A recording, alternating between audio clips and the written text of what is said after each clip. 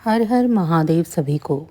मान्यता है कि अगर रविवार के दिन सूर्यदेव की श्रद्धापूर्वक पूजा अर्चना की जाए तो मनुष्य के जीवन में सुख समृद्धि और धन संपत्ति की कोई कमी नहीं रहती है। रविवार का दिन सूर्यदेव को समर्पित है।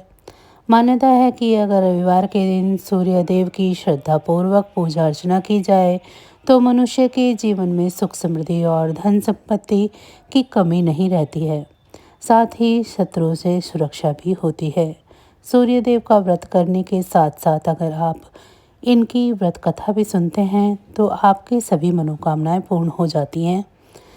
तो चलिए जानते हैं सूर्यदेव की व्रत कथा के बारे में।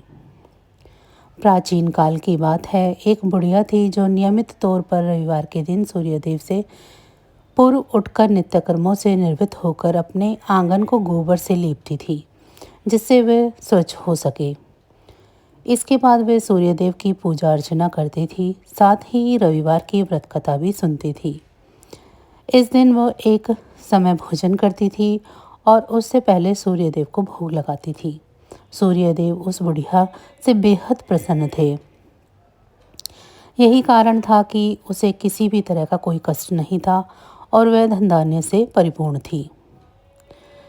जब उसकी पड़ोसन ने देखा कि वो बहुत सुखी है तो वो उससे जलने लगी। बुढ़िया के घर में गाय नहीं थी, इसीलिए वो अपने पड़ोसन के आंगन का गोबर लेकर आती थी, क्योंकि उसके यहाँ गाय बंधी रहती थी। पड़ोसन ने बुढ़िया को परेशान करने के लिए कुछ सोचकर गाय को घर के अंदर बांध दिया। अगले रविवार बुढ़िया को आंगन लीपने के लिए बुढ़िया को गोबर नहीं मिला। इसी के चलते उसने सूर्यदेव को भोग भी नहीं लगाया, साथ ही खुद भी भोजन नहीं किया और पूरा दिन भूखी प्यासी रही और फिर सो गई। अगले दिन जब वह सोकर उठी तो उसने देखा कि उसके आंगन में एक सुंदर गाय और एक बछड़ा बंधा था। बुढ़िया गाय को देखकर हैरान रह गई। उसने गाय को चारा खिलाया। वहीं उसकी पड़ोसन बुढ़िया के आंगन में बंधी सुंदर गाय और बछड़े को देखकर और ज़्यादा जलने लगी, तो वह उससे और अधिक जलने लगी। पड़ोसन ने उसकी गाय के पास सोने का गोबर पड़ा देखा तो उसने गोबर को वहां से उठाकर अपनी गाय के गोबर के पास रख दिया। सोने के गोबर से पड़ोसन कुछ ही दिनों में धनवान हो गई। यह कई दिनों तक चलता रहा। कई दिनों तक बुढ़िया को सोने के गोबर के बारे में कुछ पता नहीं था।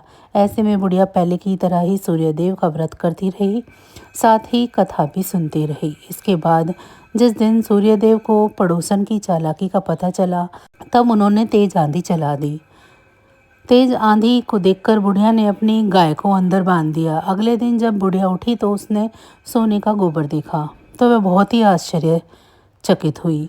तब से लेकर आगे तक उसने गाय को घर के अंदर ही बांधा। कुछ दिन में ही बुढ़िया बहुत ही धनी हो गई। बुढ़िया की सुखी और धनी स्थिति को देखकर पड़ोसन और जलने लगी। पड़ोसन ने अपने पति को समझा बुझाकर उसे नगर के राजा के पास भेजा। जब राजा ने उस सुंदर गाय को देखा तो वह बहुत खुश हुए। सोने के गोबर को देखकर तो और भी खुशी का ठिकाना न रहा। उसे नगर के राजा के पास भेज दिया। सुंदर गाय को देखकर राजा बहुत खुश हुआ। सुबह जब राजा ने सोने का गोबर देखा तो उसके आश्चर्य का ठिकाना न रहा। वहीं बुढ़िया भूखी प्यासी रहकर सूर्य भगवान से प्रार्थना कर रही थी। सूर्यदेव को उस पर करुणा आई। उसी रात सूर्यदेव राजा के सपने में आए और उससे कहा कि हे राजन, बुढ़िया की गाय व बछड़ा तुरंत वापस कर दो। अगर ऐसा नहीं किया तो तुम पर परेशानियों का पहाड़ टूट पड़ेगा। सूर्यदेव के सपने में आने से राजा को बहुत बुरी तरह डर लग गया। उसके बाद राजा ने बुढ़िया को गाय और बछड़ा वापस लौटा दिया। राजा ने बुढ़िया को ढेर सारा धन भी दिया और साथ में क्षमा भी मांगी। वहीं राजा ने पड़ोसन और उसके पति को सजा भी दी। इसके बाद राजा ने पूरे राज्य में घोषणा कराई कि रविवार को हर कोई व्रत किया करेगा। सूर्यदेव का व्रत करने से व्यक्ति धन धान्य से परिपूर्ण हो जाता है और साथ ही घर में खुशहाली भी आती है।